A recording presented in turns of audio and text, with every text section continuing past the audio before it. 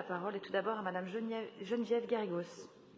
Oui, Madame la maire, mes chers collègues, dans la période qui est la nôtre, rythmée par des confinements et déconfinements, traversée par un stress dont nous faisons abstraction au quotidien pour respecter les règles de distanciation et de masquage, le stress de vivre une pandémie dont nous ne savons pas quand nous en sortirons. Dans une période comme la nôtre, effectivement, qui pourrait nier l'importance du sport pour chacune et chacun d'entre nous, des plus jeunes aux plus anciens. Le sport offre l'occasion de nous dépasser et de nous entraider. Il nous permet de nous défouler aussi bien que de nous remettre en forme. Et je rappelle d'ailleurs qu'avec notre collègue Gauthier Thibon-Caron, nous, président de la 4e commission, nous avons organisé 2 auditions liant sport et santé pendant l'été. Le sport est un espace de respiration, de liberté et d'épanouissement dans un quotidien qui nous en offre peu. C'est pourquoi il est loin d'être accessoire de garantir que la fête du sport ne soit pas gâchée par les violences, et en particulier par les violences sexistes et sexuelles, qui touchent de manière disproportionnée les femmes, les enfants, les personnes LGBTQIA+, et les personnes en situation de handicap.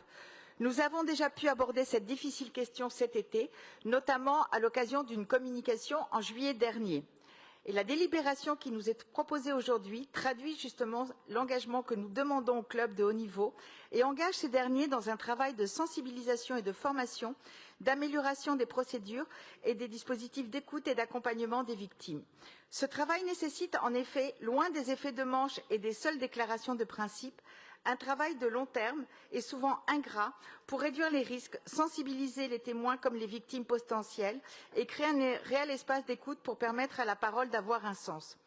Les obligations prises par ces clubs en la matière donnent lieu à un reporting annuel spécifique et supposent que les salariés et les bénévoles reçoivent effectivement une formation.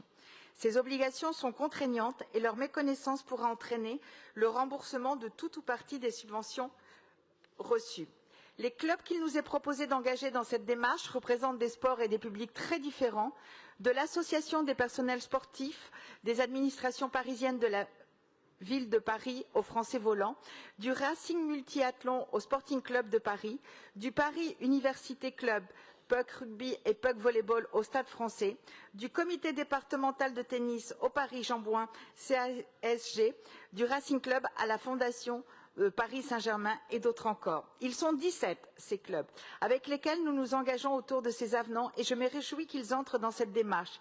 Il y a loin, bien sûr, de la parole aux actes, mais le fait d'expliciter cet engagement et ces actions dans les documents qui nous lient à ces clubs me semble déjà un important premier pas pour faire reculer le silence et pour permettre à toutes et à tous de s'épanouir dans le sport et par le sport sans crainte. Je vous remercie.